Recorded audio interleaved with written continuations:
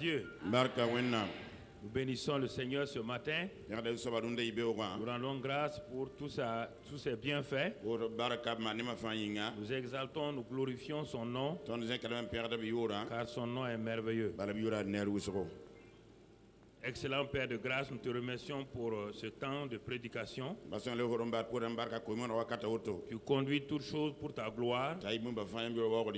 Tu poses ta bonne main sur nous. Tu nous diriges, tu nous conduis. Et que par le Saint-Esprit, tu conduis toutes choses pour la gloire de ton nom. Merci Père. Au nom de Jésus. Amen. Asseyez-vous dans sa présence. Ce matin, nous avons le culte, c'est le même message. Mais nous allons commencer ce n'est pas une formule, mais une manière de conduire les choses. Nous allons commencer ce matin et dans les jours à venir. Donc, l'intervention d'un nombre de jeunes frères qui vont participer au culte donc d'adoration par le témoignage. Et ce matin, je les ai appelés les prédicateurs de la nouvelle génération, les PNG. Les PNG. Les prédicateurs de la nouvelle génération. Ils seront chargés de résumer mon message du dimanche passé en 20 minutes pour que nous voyions comment les gens saisissent le message. Et ce matin, nous avons le privilège et la grâce d'introduire le premier de la série, le premier prédicateur de la nouvelle génération, pas le premier en termes de premier, le premier qui va intervenir. Et il a 20 minutes et c'est compris dans le message. Il va nous résumer le message. Réjouissons-nous, réjouissons Dieu par notre foi. Alors, ce premier prédicateur de la nouvelle génération, c'est Tabsoba Achille.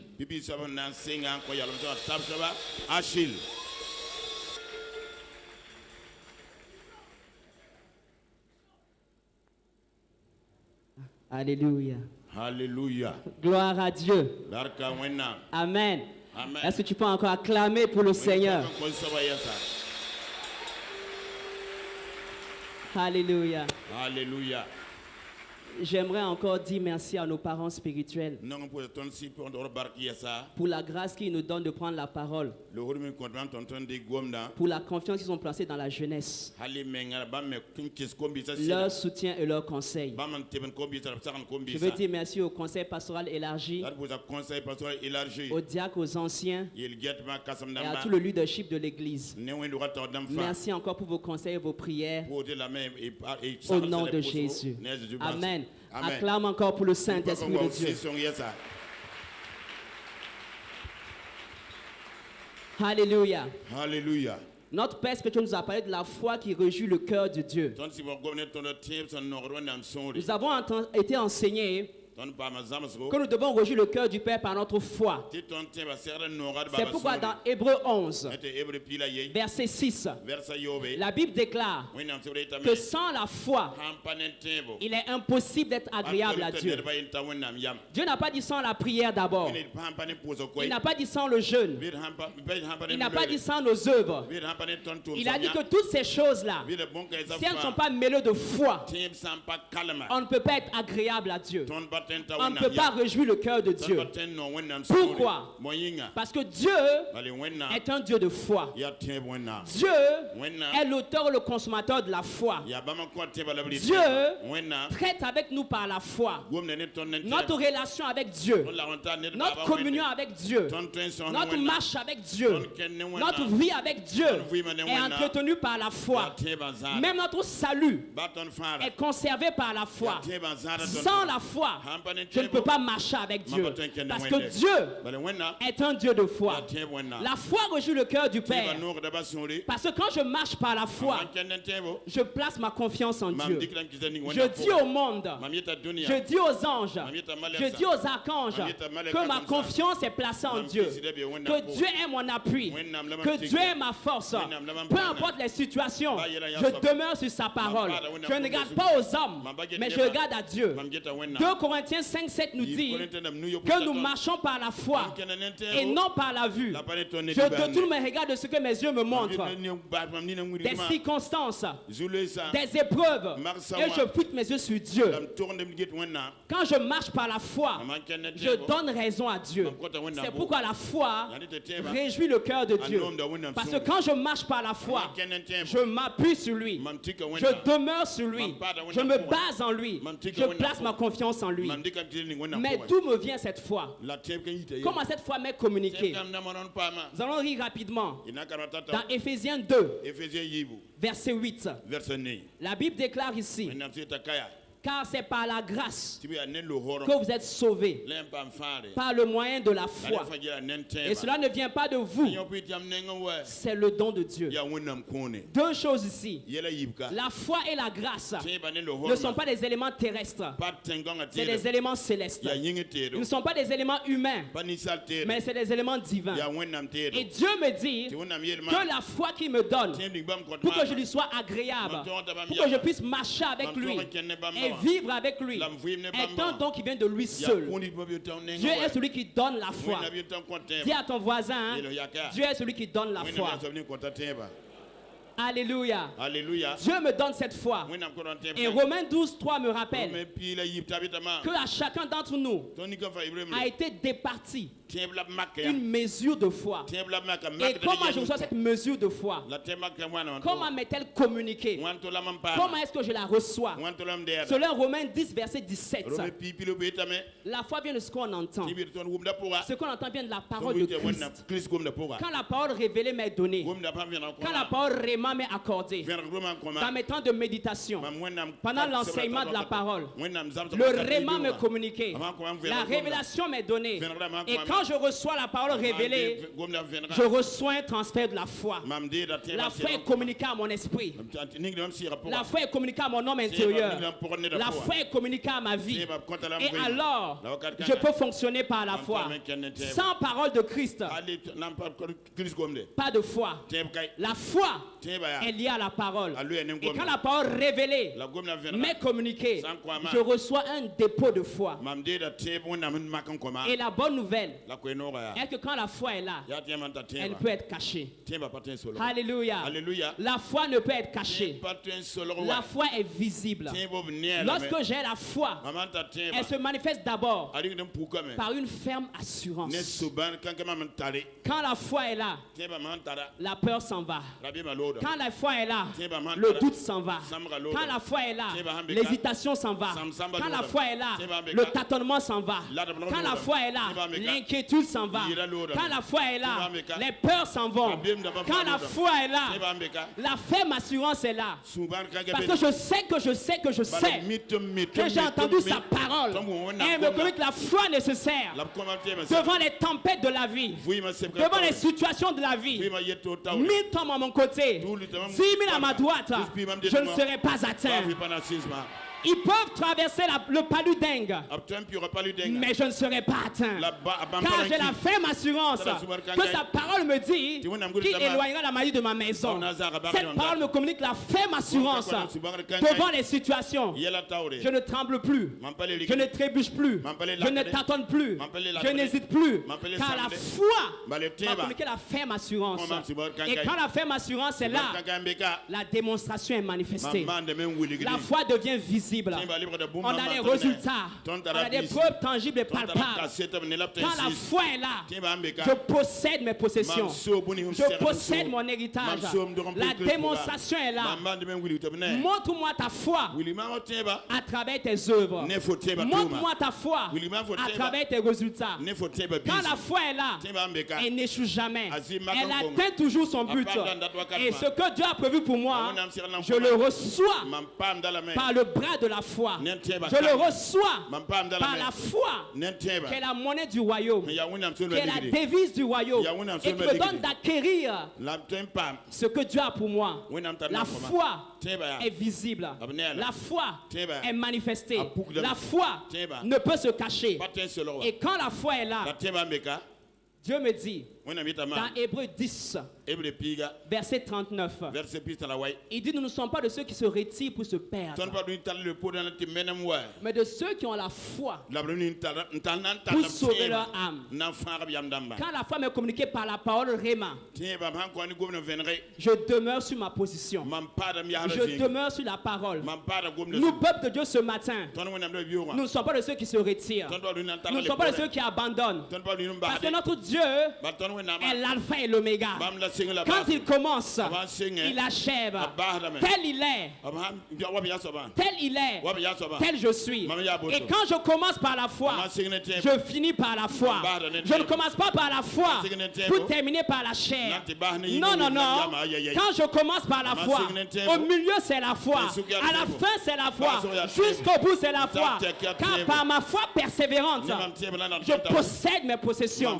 Par ma foi persévérante, je possède mon héritage. Donc quand je prends la décision de demeurer dans mes positions, de ne point abandonner, de ne point me relâcher, de ne point laisser tomber, parce que je sais que ce que sa parole dit est mon héritage, ce que sa parole a déclaré est ma possession, parce que la foi me fait passer de la théorie à l'expérience pratique. La foi me fait passer de l'écriture à la possession de la révélation. La foi me fait passer des promesses qui sont dans le cœur de Dieu à leur manifestation dans mes mains. La foi amène ce qui est invisible à être visible. Par ma foi, je quitte le domaine de la théorie, entre dans le domaine de l'expérience pratique. C'est pourquoi ce matin, nous devons prendre cette décision de demeurer sur la position de la foi. Peu importe les tempêtes de la vie, peu importe l'intensité de la famine, peu importe l'intensité de la crise, peu importe les vents qui soufflent, je n'abandonnerai pas, je ne me relâcherai pas, je demeure sur sa parole, car je sais que celui qui a commencé cette œuvre est fidèle. Il veille sur sa parole pour l'accomplir. Il a commencé avec toi, il achèvera avec toi.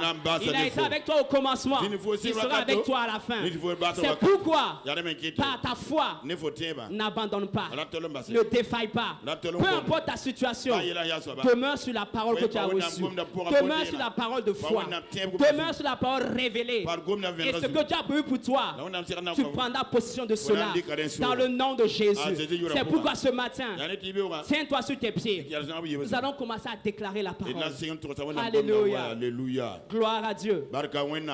Ce matin, ta foi est manifeste. Alléluia. Alléluia. Tu vas dire avec moi, dans mes tempêtes, je fixe ma foi sur Jésus-Christ, l'auteur et le consommateur de ma foi. Je fixe mes regards sur Christ, comme Jairus, en face des mauvaises nouvelles. Je ne crains rien. Je crois seulement. Car sa parole est esprit et vie. Elle donne la vie là où il y avait la mort. Elle apporte les réponses à mes questions. Elle apporte les solutions à mes problèmes. Peu importe les situations, je crois à la parole. Comme Pierre, chaque fois que Dieu me parlera, je jetterai mon filet. J'agirai. Je n'abandonnerai pas. Comme à Canaan, je remplis le vase de ma vie, le vase de mon cœur, le vase de ma famille, avec l'eau de la parole. Et je la puise et je la mets entre les mains du Saint-Esprit. Et je vois ma vie remplie d'un vin nouveau. Le vin nouveau de la joie, de la paix, de la prospérité, du succès. Je ne suis pas de ceux qui se retirent, mais de ceux qui ont la foi pour sauver leur âme. Par la foi ce matin, je prends possession de mon héritage. Par la foi ce matin, je reçois ce que Dieu a prévu pour moi. Élève ta voix et parle en langue maintenant pour sceller ces choses-là dans le nom de Jésus.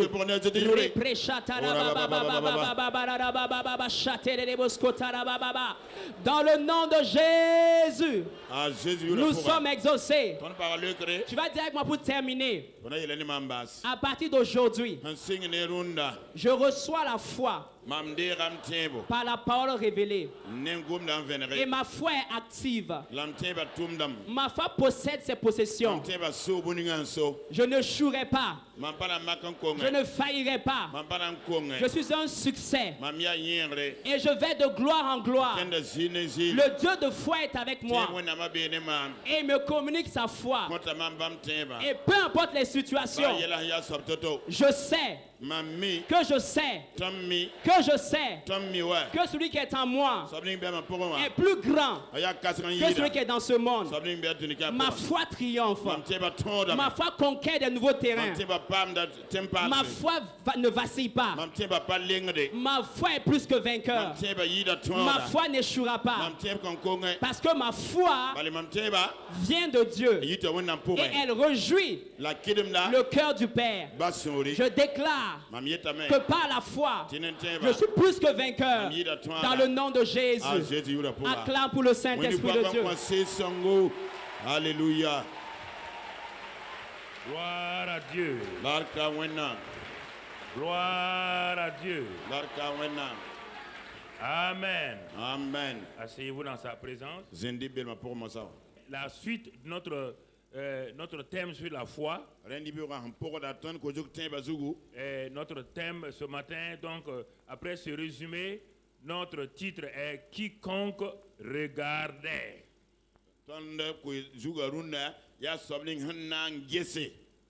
Quiconque regardait. Nous sommes toujours dans la série sur la foi. Et puisque sans la foi, il est impossible d'être agréable à Dieu, Dieu nous retourne la chose en disant, toi aussi mon enfant, la foi a plusieurs aspects et ce matin, il veut te voir la foi en relation avec ce que tu vois. Quiconque a la foi et l'exerce réjouit le cœur de Dieu. Je te répète et je te dis encore. Puisque Dieu dit que il est impossible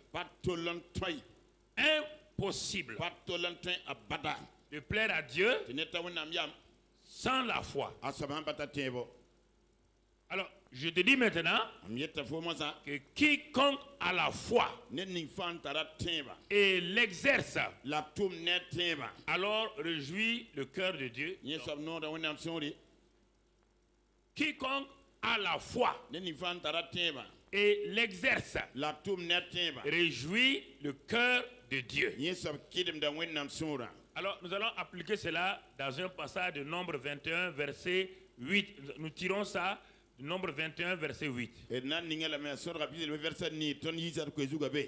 L'Éternel dit à Moïse, fais-toi un serpent brûlant et place-le sur une perche. Quiconque aura été mordu et le regardera conservera la vie. Alors, bien-aimés frères, écoutons bien ce matin. Voici des gens qui sont dans des situations impossibles. Le serpent qui les mordait là, il n'y avait aucune solution terrestre.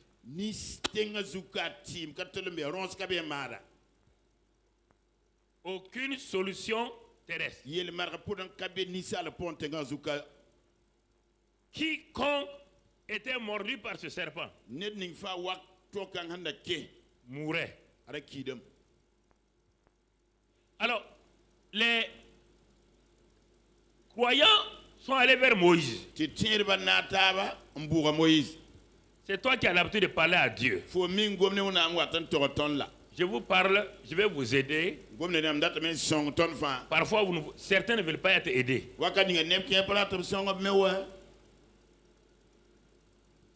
Je prêche pour t'aider. Moi, je suis dans ça il y a plusieurs années. Je vois les résultats dans ma vie. Si toi, tu ne veux pas progresser, ça te regarde. Ils disent, vous croyez que tout le monde a la solution que Moïse a donnée au peuple? Vous croyez que tout le monde a applaudi? Dieu est en train de parler. Il dit, le peuple là, tu vas voir s'il croit en moi ou s'il ne croit pas. La seule manière de dire qu'il m'honore là, c'est de faire ce que je dis. S'ils disent qu'ils m'aiment et ils ne font pas ce que je dis, s'ils disent qu'ils m'honorent et ne font pas ce que je dis, ce sont des menteurs. Quoi qu'ils disent, quoi qu'ils fassent. Est-ce que vous savez ça? Pas vous croyez parce qu'on vient à l'église, on prie là. Non, non, non. Ce que je vous dis là, c'est ce que Dieu dit. Sans la foi, il est impossible que toi qui es assise là, rempli du Saint-Esprit, parlant en langue là, que tu plaises à Dieu. Tu ne plais pas à Dieu. Tu es un parleur en langue qui ne plaît pas à Dieu. Tu es une parleuse en langue qui ne plaît pas à Dieu. Tu es un pasteur qui ne plaît pas à Dieu.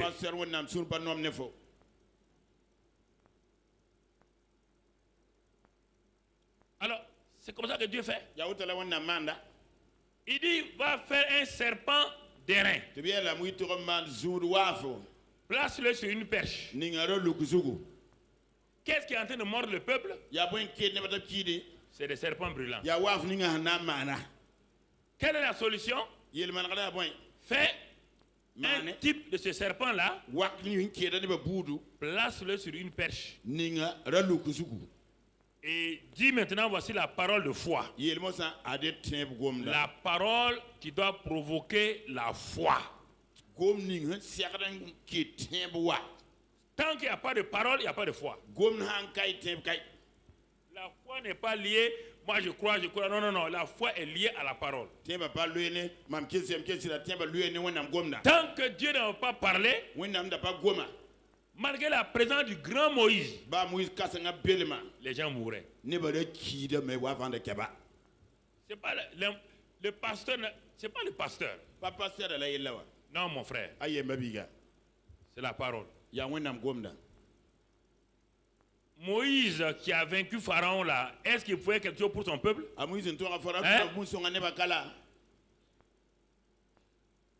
Le Moïse qui a ouvert la mer rouge là, son peuple mourait devant lui, est-ce qu'il pouvait faire quelque chose? Non. Moïse était dépassé. Il a vu ses propres limites. Il a vu qu'un homme sans Dieu n'est rien. Est-ce que vous comprenez ça? Parce que parfois les gens poursuivent les pasteurs inutilement alors qu'ils ont le Dieu des pasteurs. Donc,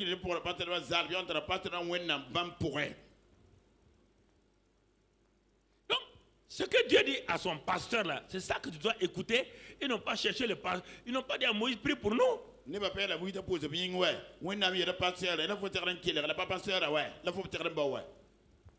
Alors, quand il a fait ça, Moïse dit, bon, vous voyez,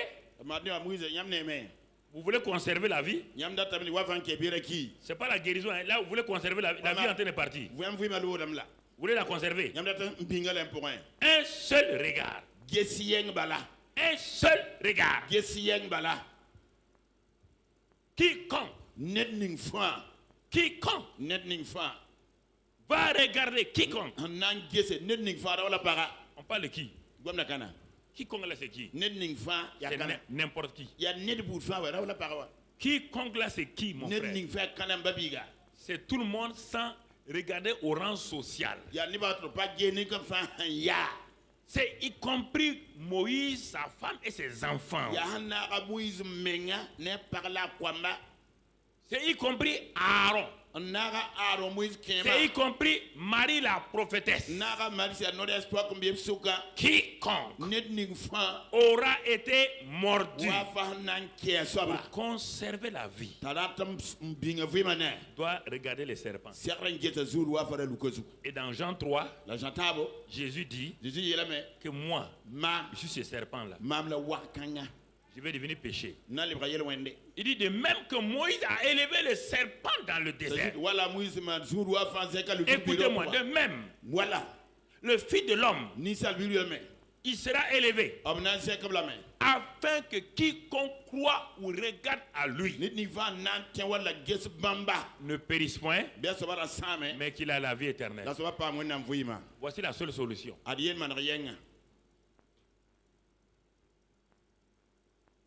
Je suis en train de vous parler de la foi depuis, disons maintenant, 1 mois et demi. Il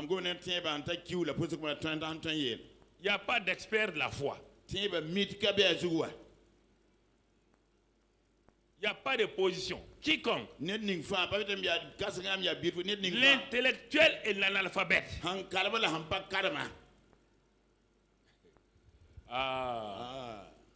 Si vous pouvez rentrer en vous-même, regarder votre foi par rapport à Dieu, vous n'allez même jamais, même vous pouvez faire 6 ans sans voir de pasteur et vous allez progresser.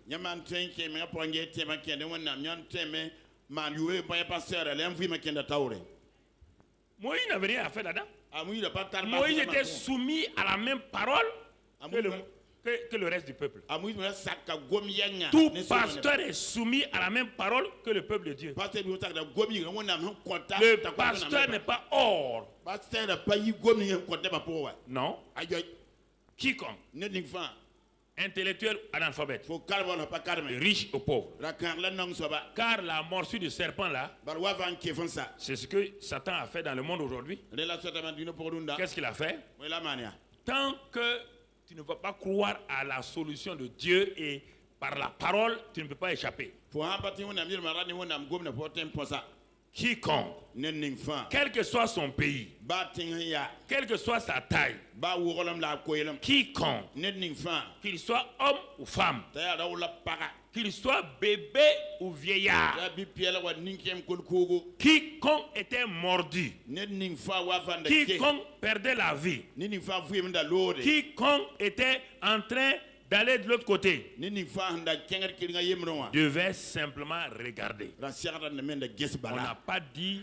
On n'a pas dit frère de prier. On n'a pas dit d'aller louer Dieu et sauter. L'aspect de la foi qu'on voit aujourd'hui, c'est l'aspect de la foi qui est égal à voir les choses invisibles.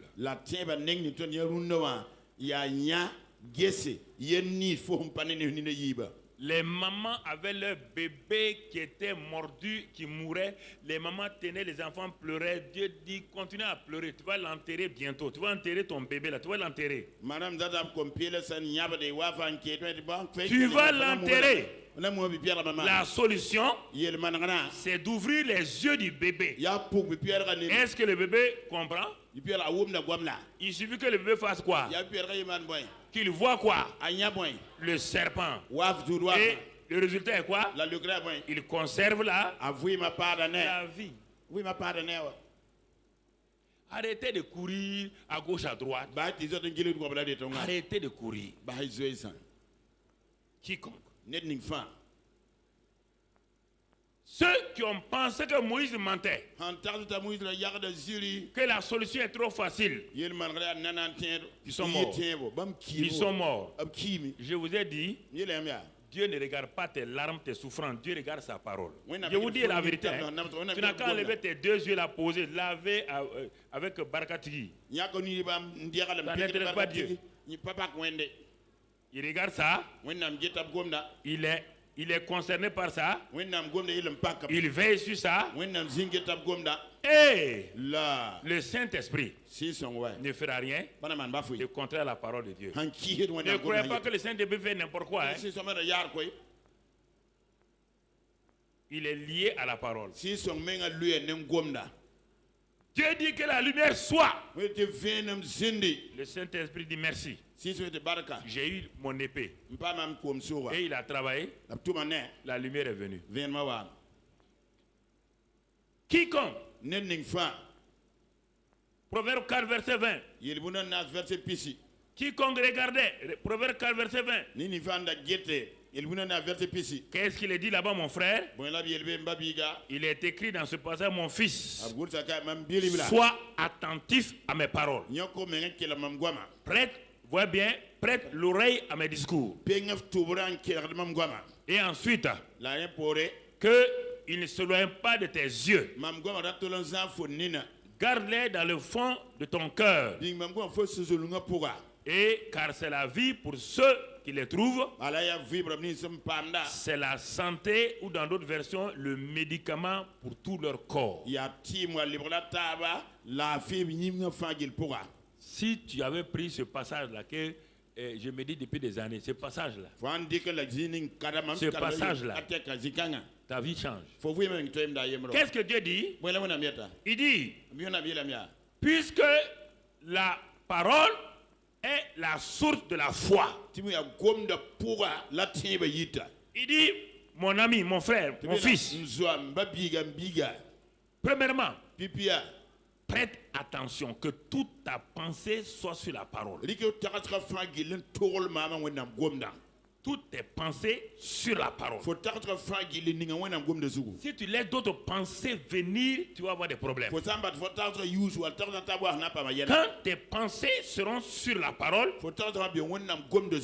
pour que tu demeures dans la parole, maintenant tu vas utiliser tes yeux. Le moyen pour que la parole soit gardée, les yeux. C'est-à-dire qu'il faut que la Bible soit ouverte régulièrement devant toi. Et que dans tes yeux de l'imagination, la parole soit toujours là. Ce n'est pas fini. Ensuite, que tes oreilles, quand tu vas à l'église, la foi vient de ce qu'on entend. La foi ne vient pas de ce qu'on a entendu ou on entendra demain. La foi là vient maintenant, là où on est là, actuellement là. Ne pars pas ailleurs. Hein. C'est ce que je te dis là. C'est ça qui produit la foi actuellement pour toi et tu peux avoir tout ce que tu veux. Maintenant, la foi vient de ce qu'on... C'est passé composé. C'est l'imparfait. C'est quoi? Ce que tu es en train de... Si tu refuses ce que tu entends. Si les gens avaient... Moïse était comme moi, mon frère. Il n'y a rien de supérieur à Moïse. Je suis supérieur à Moïse. Je fais partie du royaume des cieux. Il n'y a aucun orgueil dans ça. Jésus a dit...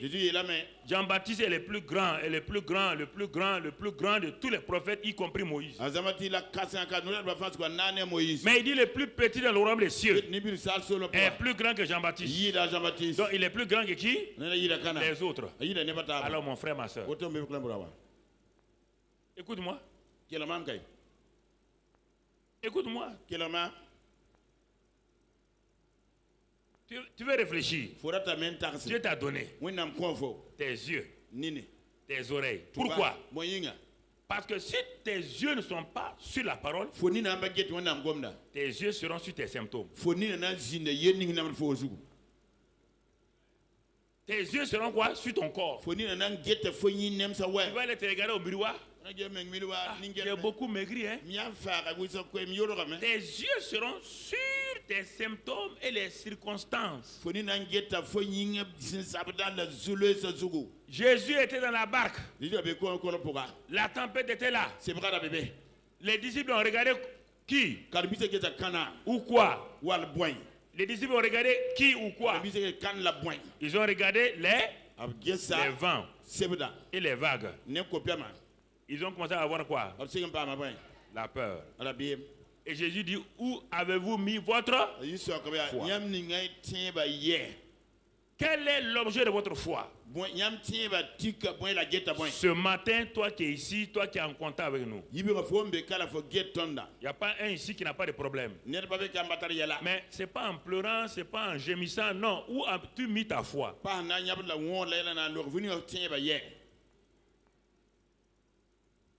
Tes oreilles. Si tu ne branches pas tes oreilles à la parole que tu entends, plusieurs personnes sont en train de solliciter tes oreilles. Satan est en train de solliciter tes oreilles pour que tu l'écoutes. Le monde veut que tu l'écoutes. Les scientifiques veulent que tu l'écoutes. Tout le monde veut utiliser tes oreilles.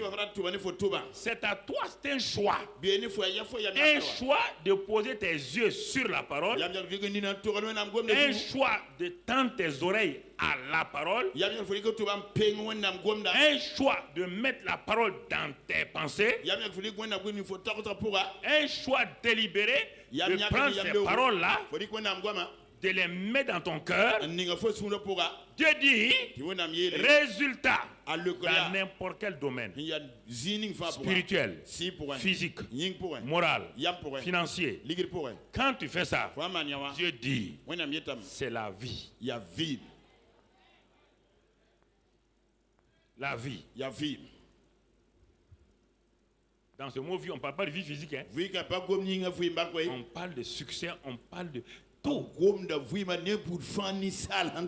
Mais maintenant pour le corps, il dit, quand il a mis le corps là part, c'est la vie dans tous les domaines.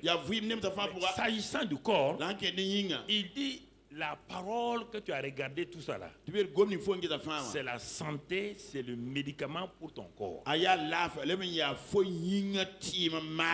Le médecin n'a qu'à dire n'importe quoi. Dieu dit, je suis le premier des médecins. J'ai fait le corps. Je sais comment les guérir. Le seul médicament, les comprimés que j'ai, ce sont mes paroles.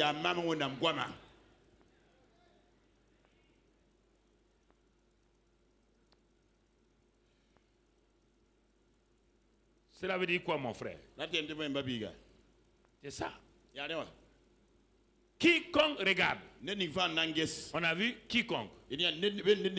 Regardons, nous restons sur regarder. Regarder veut dire quoi? Regarder veut dire simplement, mon frère, bien garder la parole de Dieu dans son cœur. Regarder veut dire semer une semence et la laisser là-bas tranquillement.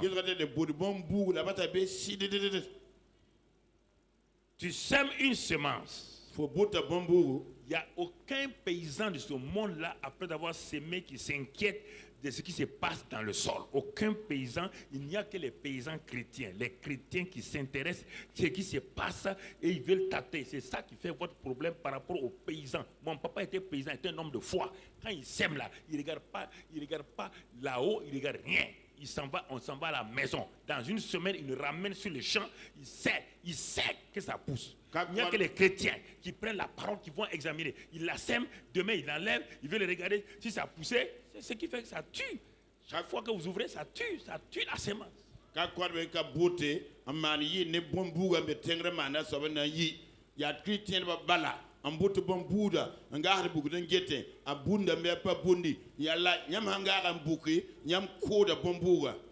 Regardez donc, ça veut dire, c'est semer, ça c'est dans Marc 4. Il dit quand tu sèmes, Marc 4, on ne va pas le lire, versets 26 à 28. Là-bas, Jésus dit que tu dormes ou que tu veilles. Jésus dit tu n'as qu'à prendre ton fauteuil, aller poser devant ton champ. Quand tu as semé, ça ne sert à rien.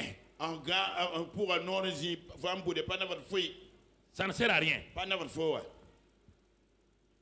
Si le paysan païen là vient te trouver devant ton champ, toi chrétien, il dit, monsieur, qu'est-ce que vous faites ici? J'ai semé et je suis venu pour veiller, pour voir comment la semence, les paysans là-bas rient de toi. Vous les chrétiens, vous êtes des fous. Vous êtes des fous.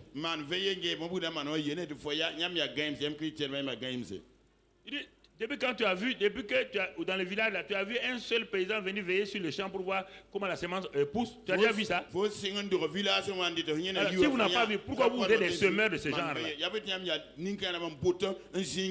Pourquoi vous êtes des semeurs comme ça? Quand ça ne va pas, chaque année, les paysans, regarde-les.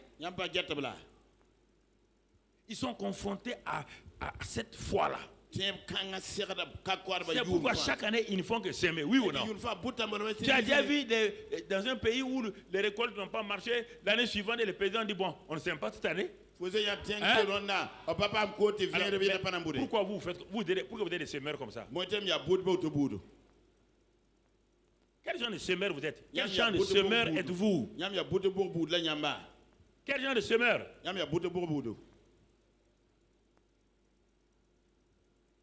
Il n'y a que les chrétiens semeurs qui créent des problèmes comme ça. Dans tout le monde entier, tous les semeurs croient la foi naturelle de s'aimer et ça va faire quoi? Féconder, germer, ensuite pousser, croître, donner la récolte.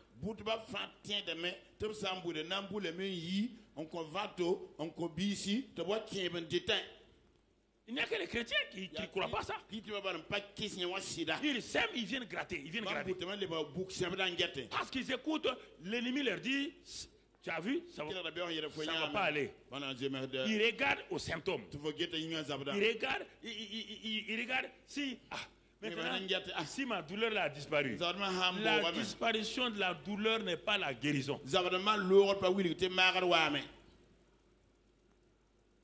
La douleur peut se taire et est en train de faire du travail terrible dans ton corps et puis pap, ça te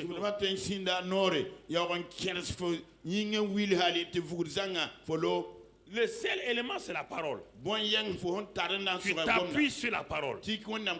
Même si les douleurs sont là, tu t'appuies sur la parole. Dieu a parlé, il veille sur sa parole. Dieu a décrété, il veille sur sa parole. Voilà ce qu'il faut faire.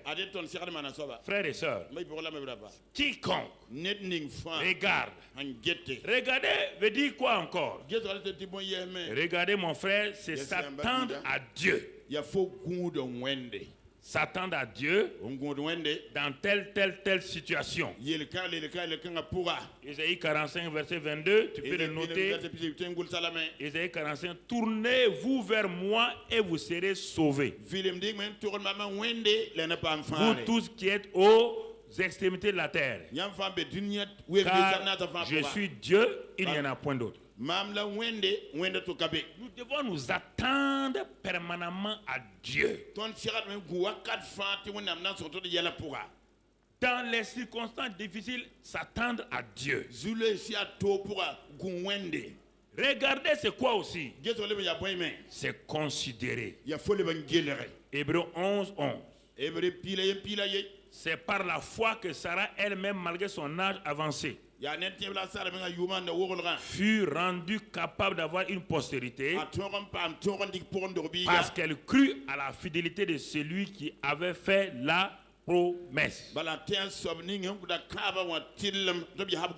C'est ça, frère. Regardez c'est quoi? C'est persévérer jusqu'à ce que vous voyez ce que Dieu vous a promis. Hébreux 6, verset 12.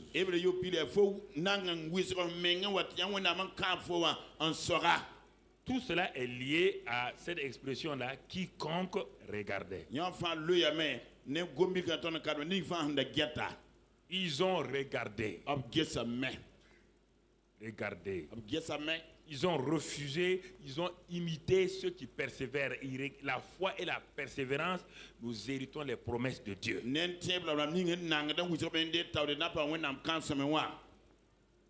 Ils ont regardé. Ils ont persévéré. La génération de Moïse est restée où? À Canaan. La génération de Moïse est restée à Canaan. Ils ont vu la puissance de Dieu. Au commencement là-bas en Égypte, ils ont vu comment Dieu agit. Ils ont vu comment Moïse les a entraînés au fur et à mesure. Ils sont venus se planter à Kadesh Barnea. Moïse dit allez et regardez le pays de la promesse. Regardez, regardez. C'est le pays de la promesse. C'est le pays, c'est votre héritage. Regardez, vous allez voir les belles maisons. Vous allez voir tout. Tout. Ils sont allés, au lieu de regarder les belles maisons, regarder les bonnes choses, ils sont allés fixer leurs yeux sur les géants.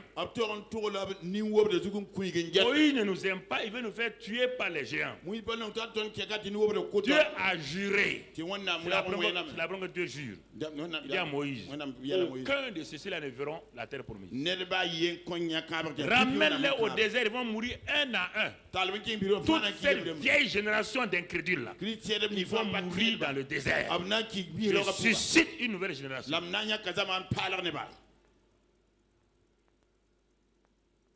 Tout homme de Dieu arrive à un point comme ça, où l'ancienne génération est trop fatiguée dans l'incrédulité. Il ne peut plus fonctionner. Il raisonne. Ils discutent. Quand tu parles, ils sont habitués à toi. Ils sont habitués à Moïse. Même Aaron était habitué à Moïse. Il dit c'est moi qui suis allé te tirer du désert. Marie dit c'est moi qui t'ai tiré, c'est moi qui suis allé te montrer à la fille de Pharaon qui est. C'est nous qui étions avec toi ici. Hein? On a commencé l'œuvre de Dieu avec toi. Vous avez dit l'œuvre de Dieu. Et c'est l'œuvre de Moïse. Si Moïse avance, tu dois avancer. Si tu n'avances pas, tu deviens une vieille génération. Ni Dieu, ni Moïse ne s'intéresseront à toi. À bon entendeur, salut. Écoutez ça. Commencez par la foi. Regarde. On dit de regarder. Regarde aujourd'hui, quels sont les efforts que tu fais. Il y a 5, 10, 15 ans, tu prenais plaisir d'obéir à Dieu. Quand Dieu dit de faire ça, tu le fais. Aujourd'hui, c'est un problème. Pour te détacher d'un petit péché, c'est un problème. Tu fais des efforts. Quand Dieu dit bon, prie, maintenant pour prier, c'est un problème. Ça veut dire que tu es rétrograde. Si la prière n'est plus un plaisir pour toi, si mériter la parole de n'est pas, tu es rétrograde. Tu vis dans la chair. Le pasteur ne peut rien pour toi. Le pasteur lui-même doit se conserver comme ça. Lui aussi doit mériter la parole. Lui aussi, dans les temps difficiles, il doit lire et il doit prier.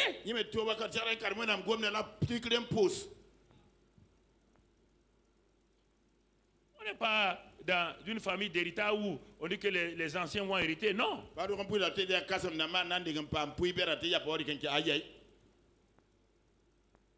Dieu dit à Moïse, cette génération-là, ils ont vu ma gloire. Regarde comment ils ont vieilli dans leur foi. Je vais les enterrer moi-même un à un dans le désert.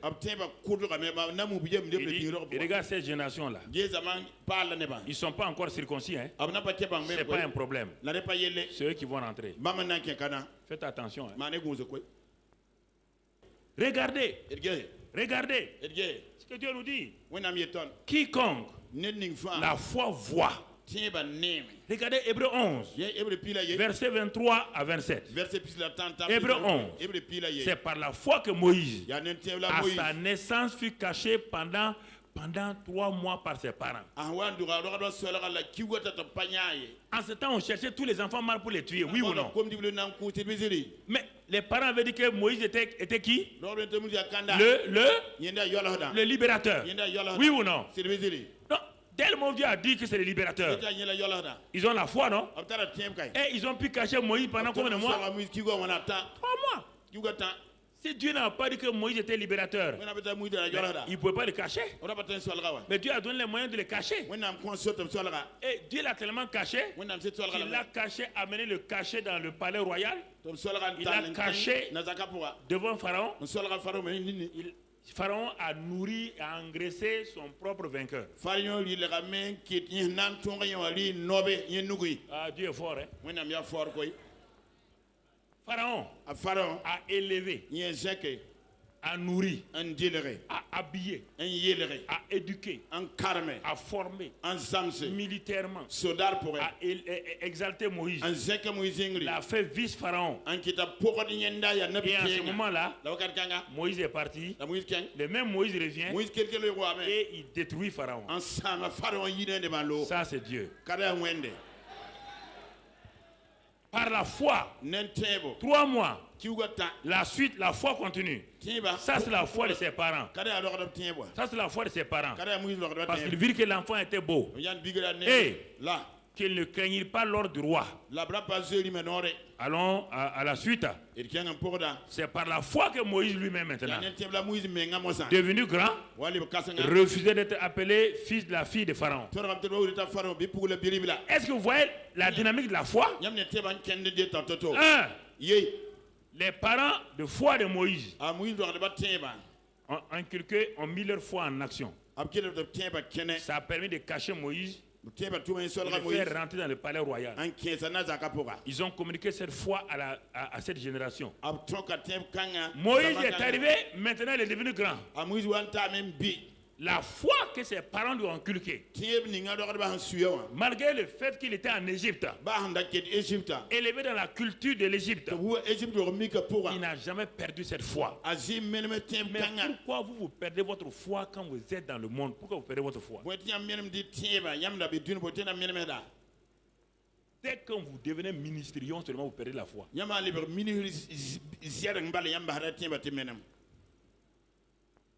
Dès que vous devenez, il y a des gens qui sont derrière les ministres, ils veulent devenir directeurs ou quoi, moi je ne sais pas.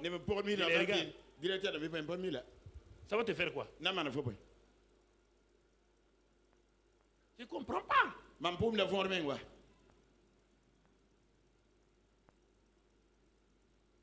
Moïse a été élevé. On dit dans les choses de l'Égypte, ça veut dire qu'on lui a montré comment la magie fonctionne. C'est pas ça? Hein? Est-ce qu'il y avait le vrai Dieu en Égypte? Le petit Moïse a été élevé dans quoi? Dans la connaissance des dieux égyptiens. Mais est-ce que sa foi a changé? Pourquoi votre foi change quand votre environnement change? Pourquoi votre foi change quand votre environnement change? Dès que vous êtes dans un milieu, dans un bureau, vous perdez la foi. C'est de compromis en compromis. Oui, mais Dieu m'a caché en Égypte. Je suis dans le monde, mais je ne suis pas du. Je suis en Égypte, mais je ne suis pas.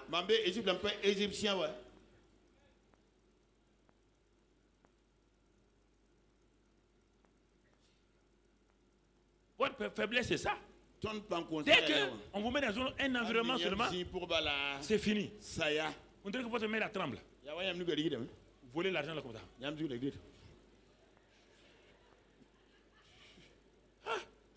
Un chrétien.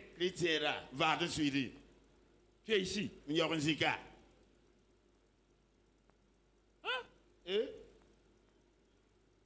Dès que l'argent monte, les comptes la montent. L'argent monte, l'argent monte. L'argent monte. Tu le vois. Toutes les petites filles du coin là. Son affaire derrière. C'est quoi ça? Je vais prier Dieu, il va tuer ton affaire là, toi. Quoi? Mais l'argent va te faire, toi tu deviens un bordelisme là. Faut pas me dire faut quoi? Dès qu'on vous élève un peu, mensonge. Pas vous asseoir avec des gens, vous mentez comme eux. Hein? Les parents de Moïse ont introduit Moïse dans le palais royal. Ils l'ont introduit par la foi. Que cet enfant-là, il sera élevé dans la connaissance de l'Égypte. Il sera élevé partout. Oh, Dieu d'Abraham ne permet pas que les choses de l'Égypte le souillent. Qui a dit ça c'est bon. Premier niveau. Moïse a grandi. Il a sa propre volonté maintenant. Il peut annuler la prière de ses parents. Quand vous grandissez, vous pouvez annuler la prière de vos parents en choisissant vous-même. Mais Moïse a dit, si la prière de mes parents a été exaucée, on n'a pas pu me tuer. Et la prière de mes parents a permis que je rentre chez Pharaon. Et j'ai grandi, je veux continuer à garder. Regardez Moïse. Il sort avec l'armée égyptienne. Vous ne comprenez pas. Il sort avec l'armée égyptienne. Et les Égyptiens savent que Moïse là n'est pas égyptien. Ils savent qu'il est juif. Ils le savent. Ils le savent. Puisque quand la fille de Pharaon l'a eu là, elle a dit que c'est la fille de qui? La fille de qui? Hébreu. Donc tout le monde sait que Moïse est quoi? Bon, écoutez-moi maintenant. Il a grandi là-bas. Voici un jour il sort avec ses gardes-corps, ses militaires. Ils sont tous quoi?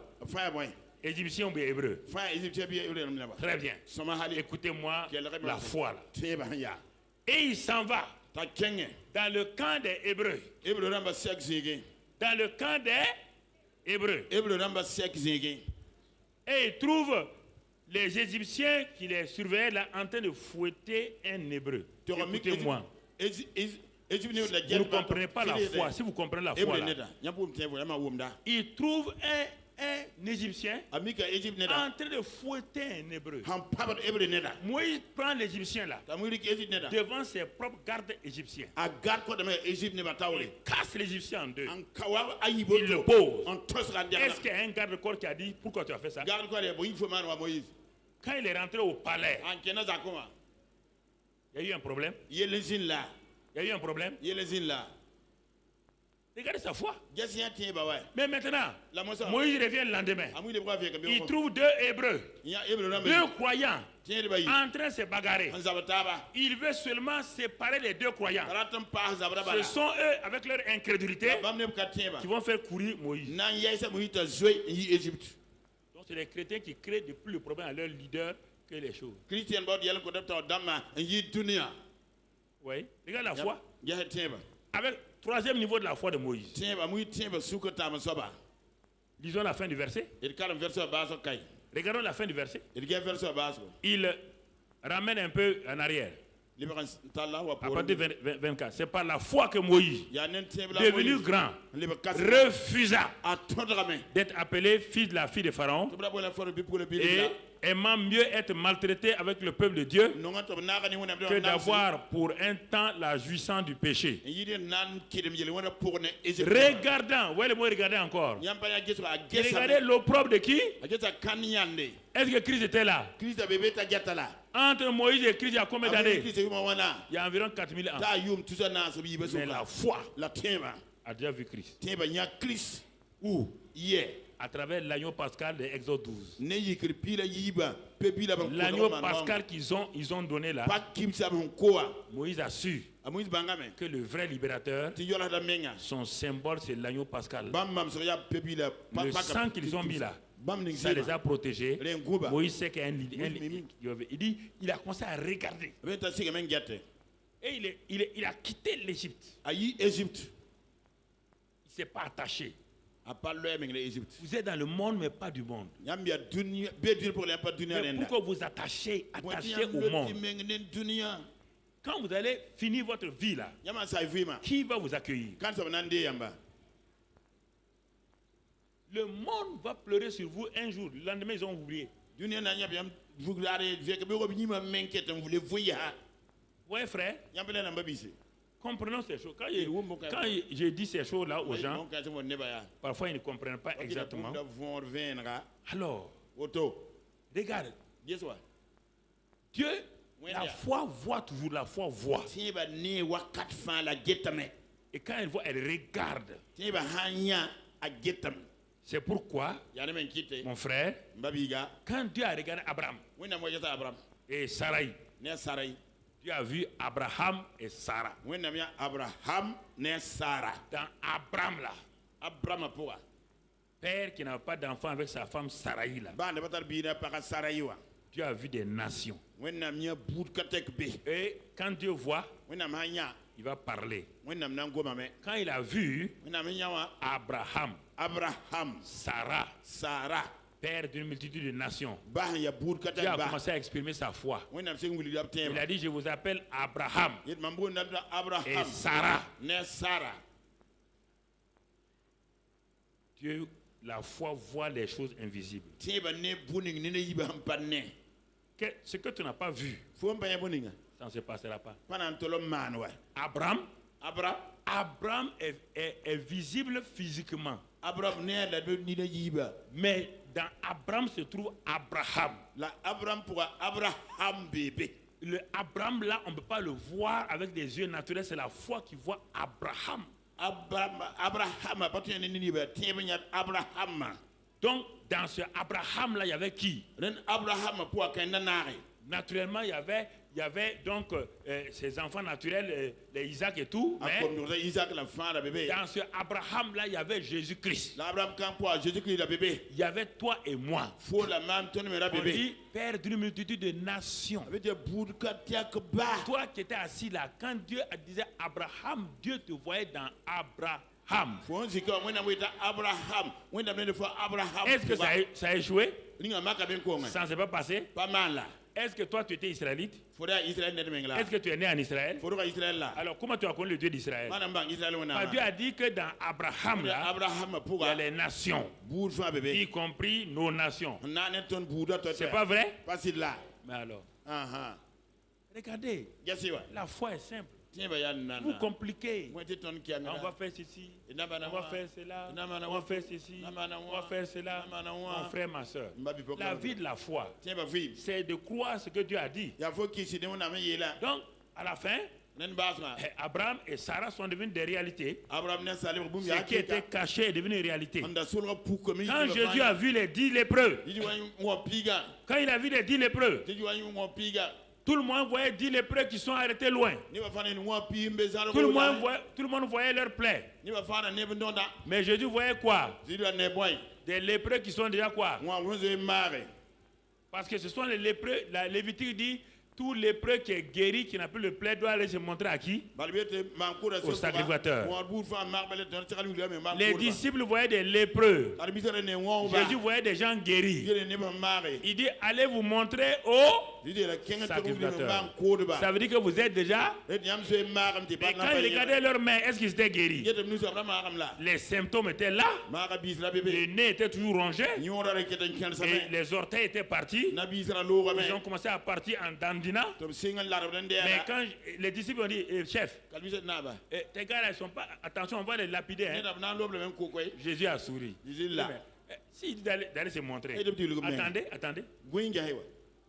Au bout de quelques temps, Jésus et ses disciples voient un ancien lépreux courir venir. Totalement guéri. Mais les disciples ont dit, on dirait que c'est le même gars. Hein? Que vois-tu? Ta vie là, que vois-tu? Toi, tu ne vois que l'échec. Tu ne vois que la faillite. Tu ne vois que la mort prématurée. Tu ne vois que tu seras une vieille fille. Ce que tu vois là, c'est ça qui va se passer. Dieu ne peut rien. Sans la foi, il est impossible d'être agréable à Dieu. Tu entends? C'est ça. Dis les preuves. Jésus voit. Jésus dit. Marie dit, ils veulent du vin. Dès le moment où Jésus a accepté, le maître de cérémonie est là-bas. Les vases sont ici. Jésus dit, puisez l'eau. Allez montrer au maître de cérémonie. Qu'est-ce que le maître de cérémonie veut? Qu'est-ce qu'il veut? Mais Jésus dit de puiser quoi? Donc pour Jésus, l'eau là était quoi? Parce que la finalité c'est là-bas, non? Oui ou non? Mais tant que toi tu vas regarder l'eau là, c'est toujours de. Mais pour Jésus c'est quoi? Mais attends, va. Il y a la marche de la foi.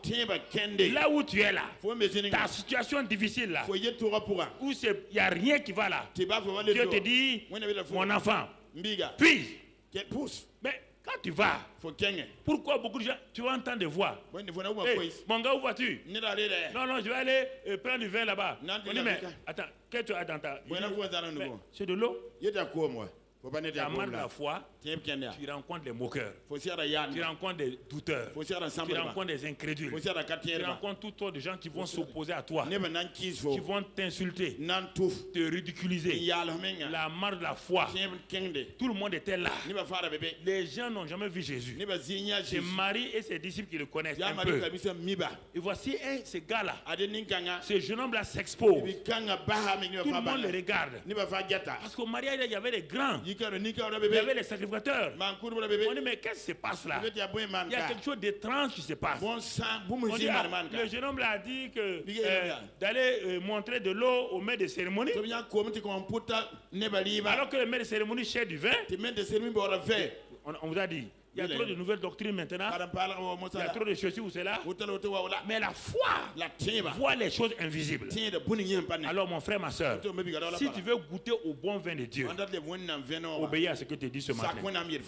Quand il veut te donner une parole, prends cette parole. Et quand ils sont arrivés, je te pose la question. À 5 cm, tant que le gobelet est dans la main, des serveurs là, c'est toujours de quoi? C'est toujours quoi? Même main contre la main. C'est toujours quoi? C'est ça la foi. Tu comprends?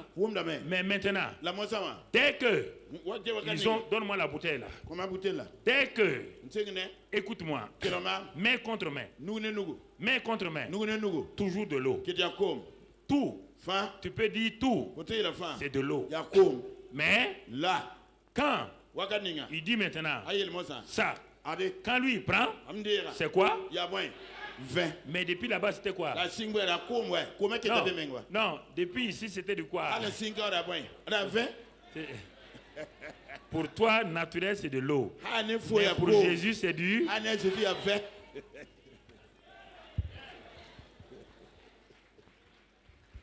Pour Jésus, c'est du vin. Est-ce que Jésus a été étonné? Le maître de cérémonie cherche quoi?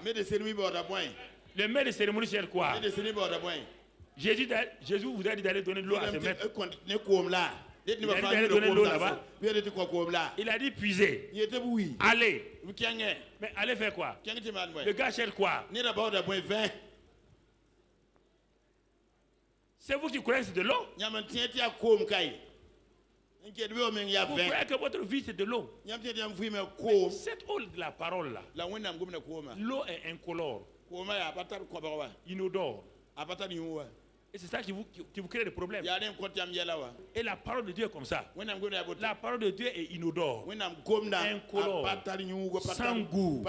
Si tu veux goûter la parole de Dieu, il faut que tu agisses. Quand tu agis maintenant, tu vois la couleur change.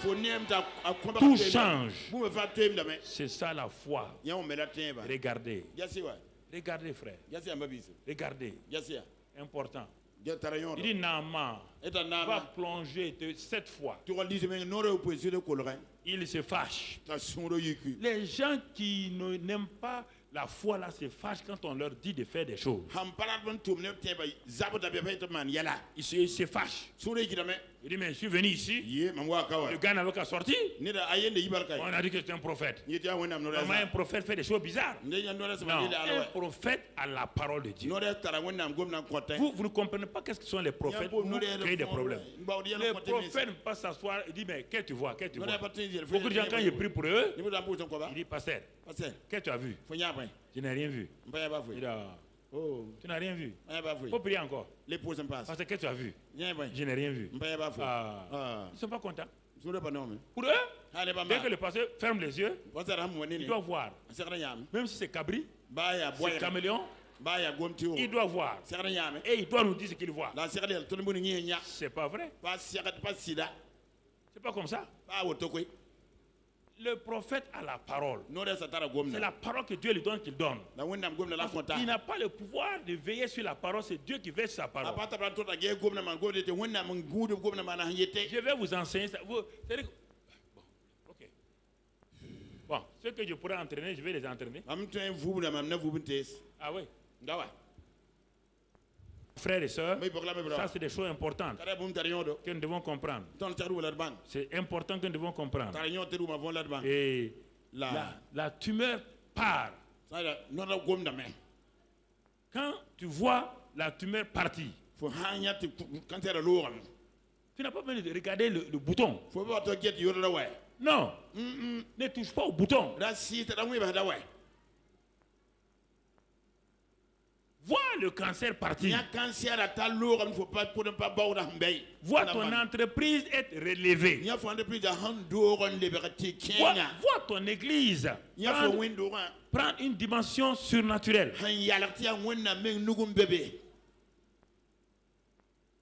Rien ne s'est passé ici sans que je ne vois d'abord. Quand je dis voir là, ce n'est pas des visions surnaturelles, c'est ce que moi-même je vois par la foi. C'est ça. Ce que tu n'as pas vu là. Ce que tu n'as pas vu. Ou ce que tu as vu et tu as mal vu. C'est ça le problème des gens. La foi a des yeux, des oreilles. La foi a une bouche, des pieds et des mains. Quand les yeux de la foi voient, les mains de la foi s'approprient. Ce que les yeux de la foi n'ont pas vu, les mains de la foi ne peuvent pas prendre possession. Non, mon ami. Ce que les yeux de la foi n'ont jamais vu, les mains de la foi ne peuvent pas s'étendre et prendre ce que les yeux de la foi n'ont pas vu. C'est pourquoi tu dois tout voir. Tu dois voir ta famille. Tu dois voir ta vie. Il faut d'abord la voir avant de la réclamer. Tes yeux, chaque jour, voient tes péchés que tu commets. Mais tes yeux ne voient jamais tes péchés qui ont été placés par Dieu sur Jésus. On dit on va aller jeûner et prier pour tes péchés. Toi tu peux jeûner et prier pour tes péchés. Je te pose, si tu ne peux pas jeûner et prier, qui va enlever les péchés là? Non, qui va les enlever? Dieu peut enlever ce qu'il a déjà enlevé. Hein?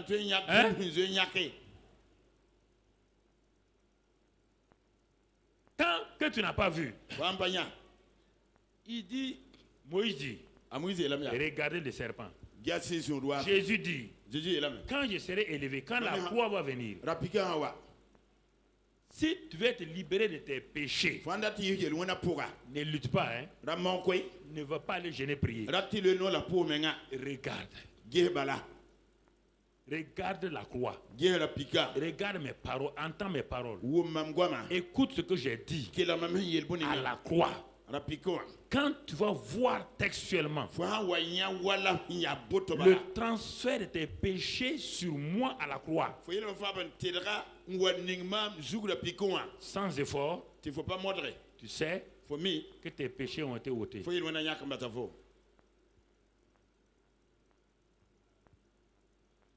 Tu sais que tes péchés sont ôtés.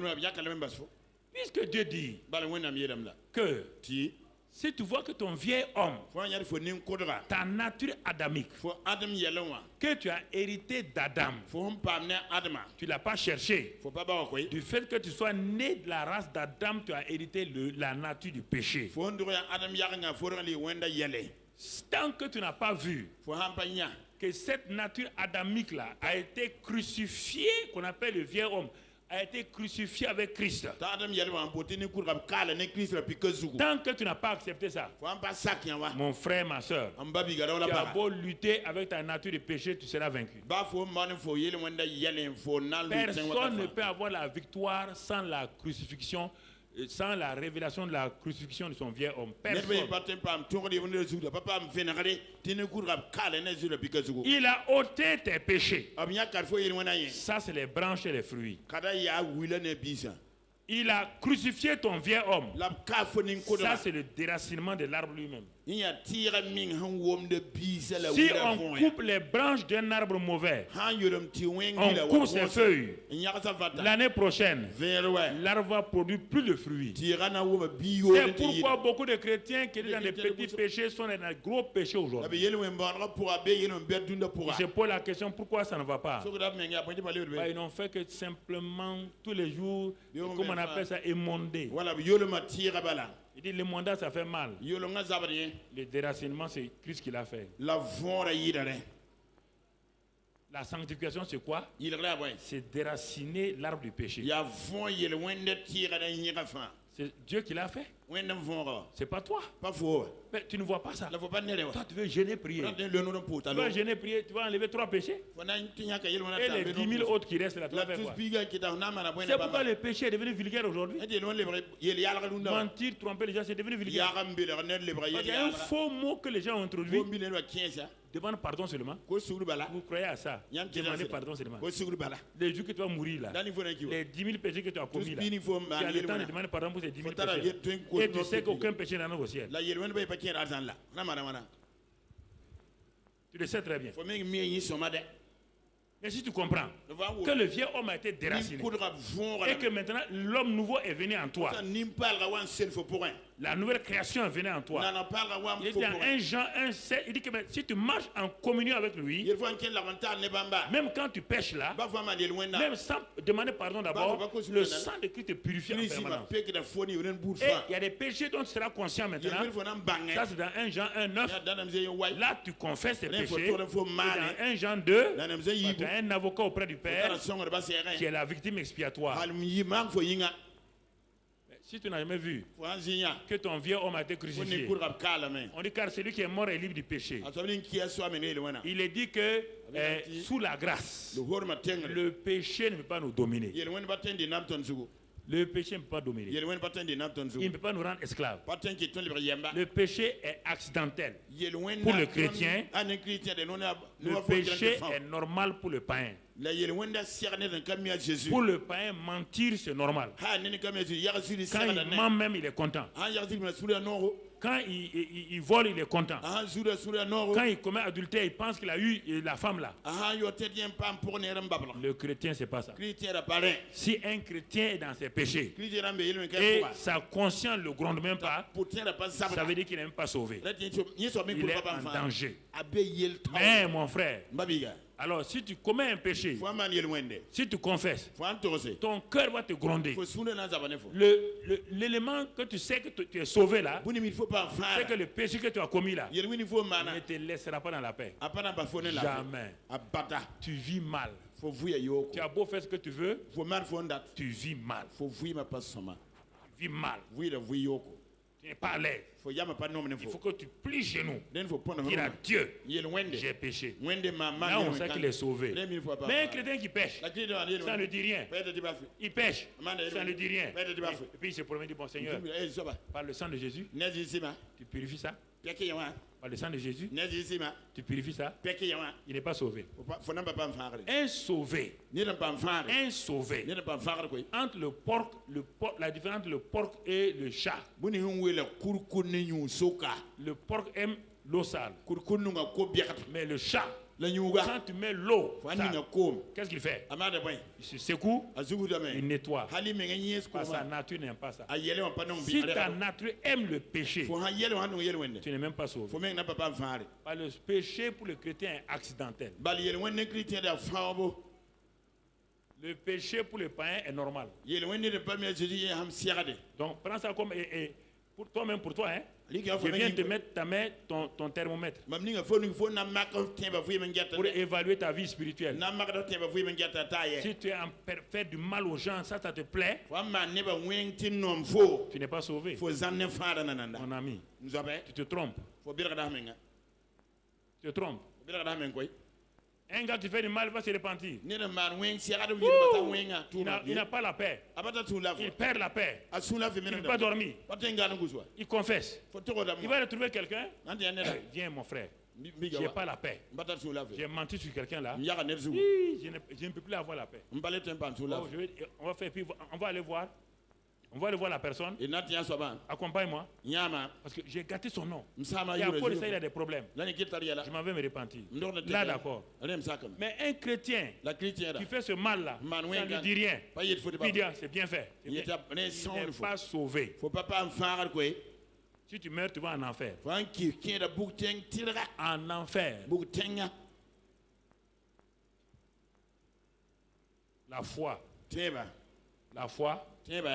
Mon frère, on va terminer. La foi refuse de voir autre chose que la parole. La foi voit l'homme nouveau ressuscité. La foi voit les maladies sur Christ. Deux personnes ne peuvent pas porter la même maladie. Jésus ne peut pas porter la maladie et moi continuer à la porter. Non. Non. Je lisais dans un témoignage de Kenneth Hagin, un enfant avait une maladie incurable. Son père était riche, il a fait tous les médecins. Les médecins ont dit la maladie de ton enfant est rare, on peut pas, il n'y a pas de solution médicale. Nous aussi, les médecins, on est limités. À la fin, quelqu'un lui a dit, il y a Kenneth Hagin qui vient dans la ville là. Je crois que la puissance de Dieu peut guérir. Ils sont allés, lui, sa femme et ses enfants. Ils sont assis, ils ont écouté.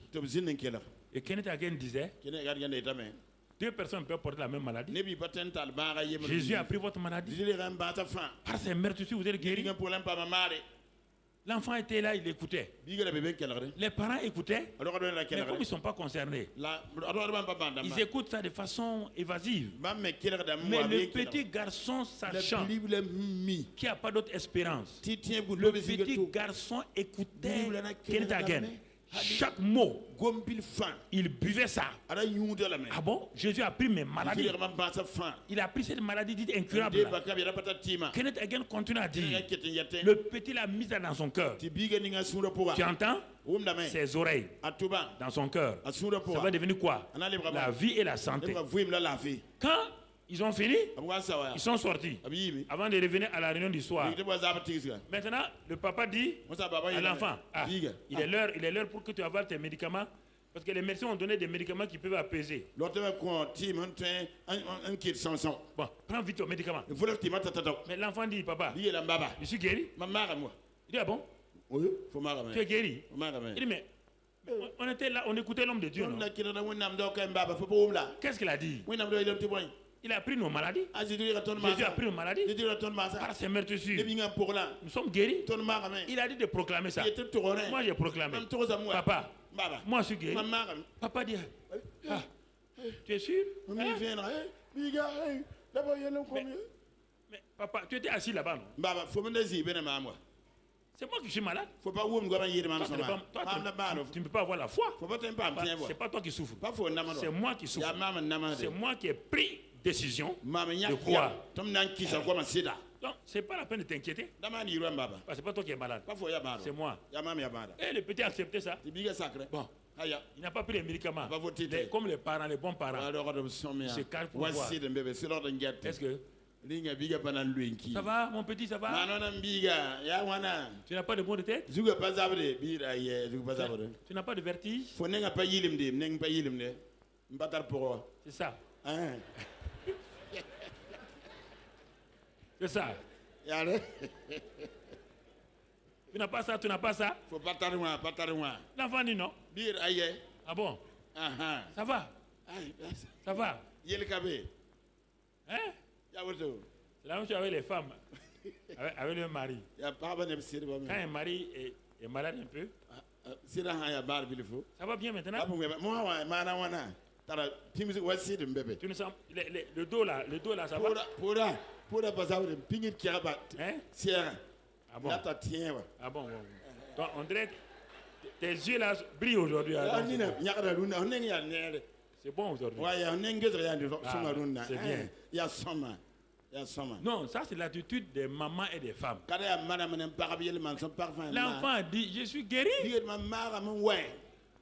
Mais tu ne sens pas l'enfant dit. Le pasteur a dit quoi? Que Jésus a pris nos. Et par ses meurtrissures nous sommes quoi? Donc il doit regarder comme ça pendant des jours. L'enfant était guéri.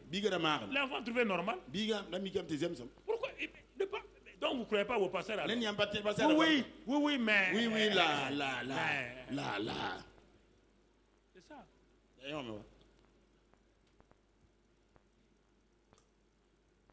Ce matin, Dieu dit, Abraham, j'ai fait de toi père d'une multitude de nations. Abraham dit oui. Il dit Sarah, regarde-moi, hein. 100 ans, je suis père d'une multitude de nations. Il dit félicitations princesse. On y va. Les gens se moquaient d'eux. Mais là, Abraham dit, je suis père d'une multitude de nations. Dieu dit à Josué, dit Josué, les murs de Jéricho là, je t'ai livré Jéricho et tout, son roi et ses soldats. En ce temps, le gars était arrêté devant une forteresse. Dieu dit, je t'ai livré Jéricho, son roi et tous ses habitants. Josué dit, il vient au camp.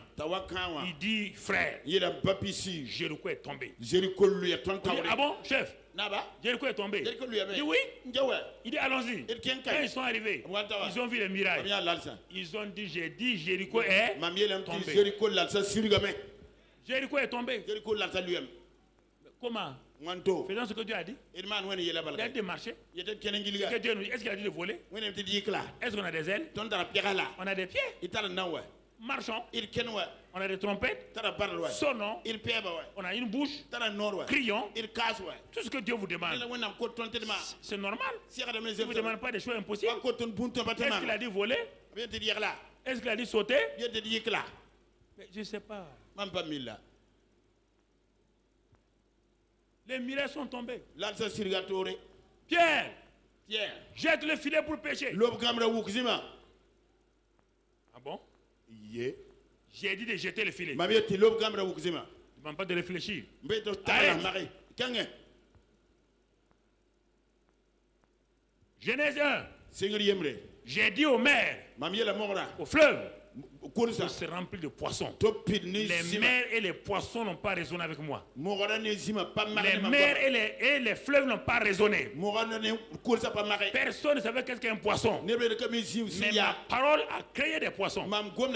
Personne n'a même vu un poisson. Personne n'a jamais vu un poisson. Mais ma parole a créé des poissons. Et les mers ont été remplies de poissons. Alors Pierre jette le filet et pêche. La mer les remplie de poissons. Sur ta parole. Mais pourquoi vous ne prenez pas contrôle de ça? Pourquoi vous luttez? Pourquoi vous ne prenez pas la parole chaque matin vous asseoir? Je veux une percée avec la parole. Je veux une percée avec la parole. Seigneur, quelle est la parole aujourd'hui? Tu as dit que l'homme vivra de toute parole qui sort de la bouche de Dieu. Quelle est la parole qui me fait vivre aujourd'hui? Je cherche une parole. Cette parole, je la mets dans mon cœur. Je me promène et je m'arrête au miroir. J'ai l'habitude de faire ça. Mamadou Karami. Quand je me peins, je m'arrête au miroir. Cet homme qui est là, Le Dieu vivant vit en lui. Je suis le temple du Dieu vivant. En ce temps, je me peigne. Je dis, le Saint-Esprit vit en moi. Je suis plus que vainqueur. Je parle à Madou Kanambi dans le miroir. Je proclame la parole de Dieu. Je sors avec ça. Mon frère, ma soeur, je ne prie pas tout le temps. J'ai un temps où je prie, j'adore Dieu. J'ai un temps où je proclame. Dans mon lit, je proclame la parole. Je proclame ce que je vais recevoir. Je proclame ma victoire. Je proclame ces choses-là. Pourquoi vous ne proclamez pas? Pourquoi vous regardez aux choses naturelles? Pourquoi vous regardez aux choses naturelles? C'est le temps de proclamer. C'est le temps de dire sur vous ce que Dieu a dit. C'est le temps de faire ce que Dieu vous dit de faire. La gloire de Dieu est avec vous. La puissance de Dieu est avec vous. Frère, ne vous laissez pas abattre. Mais pourquoi vous vous regardez vous-même? Quand Dieu dit vous êtes plus que vainqueur, vous vous dites que je suis vaincu. Mais à ce moment-là, débrouillez-vous pour vaincre maintenant. Dieu dit ce que j'ai dit là, c'est ça. Mais regardez-moi, vous me suivez là. Vous me suivez. Quand même, je ne suis pas un surhomme. Je suis un homme comme vous, avec mes faiblesses. Et par rapport à mon âge, je devais même freiner maintenant. Je ne freine pas. Qu'est-ce qui me soutient? C'est la parole. Rien d'autre. Lève-toi et célèbre la parole ce matin. Lève-toi et prends possession de ce que tu veux. Regarde ce que Dieu t'a. Regarde un nouveau mari. Regarde une nouvelle famille. Regarde une nouvelle entreprise. Regarde. Dieu ne te condamne pas. Regarde une vision nouvelle. Regarde ce que Dieu a mis en toi. Ne te décourage pas ce matin. Ne sois pas découragé. Dieu dit, Abraham, tu es père d'une multitude. Josué, tu as livré Jéricho. Si tu as un Jéricho, Dieu t'a livré ton Jéricho ce matin. Tu es père d'une multitude ce matin. Tes maladies sont déjà guéries ce matin. Prends possession de cela. Ta prospérité est restaurée ce matin. La gloire de Dieu vient sur toi ce matin. La puissance de Dieu vient sur toi ce matin. L'amour de Dieu est sur toi ce matin. J'ai dit que tu ne seras pas vaincu. Tu ne mourras pas d'une mort prématurée. La mort prématurée n'est pas pour toi. La gloire de Dieu est pour toi. Prends, la parole de Dieu est en toi. La parole de vie est en toi. Dieu a préparé un bon mariage. Dieu a préparé une bonne vie pour toi. La gloire de Dieu est sur vous. N'ayez pas crainte. Dieu vous aime d'un amour réel. La gloire de Dieu est sur vous. La puissance de Dieu est sur vous. L'amour de Dieu est en vous. L'amour de Dieu est en vous. Les projets que Dieu vous a donnés se réaliseront. Tous vos projets se réaliseront. Votre ministère sera béni. Votre ministère sera grandi. Vous n'allez pas échouer. Le Saint-Esprit vient sur vous. Oui, je vois ce matin l'extension de vos familles. Je vois des bébés merveilleux. Je vois des chrétiens merveilleux. Je vois des nouvelles familles. Je vois une nouvelle génération qui s'élève. Je vois la gloire de Dieu se manifester. Dans le nom de Christ Jésus. Dans le nom de Christ Jésus. Dans le nom de Christ Jésus. Dans le nom de Christ Jésus. Dans le nom de Christ Jésus. Le Seigneur est fidèle. Il est fidèle ce matin. Il est fidèle ce soir. Il est fidèle aujourd'hui. Il est fidèle demain. Merci Père. Au nom de Christ Jésus. Amen. Acclame le Seigneur. Amen. Amen. Amen.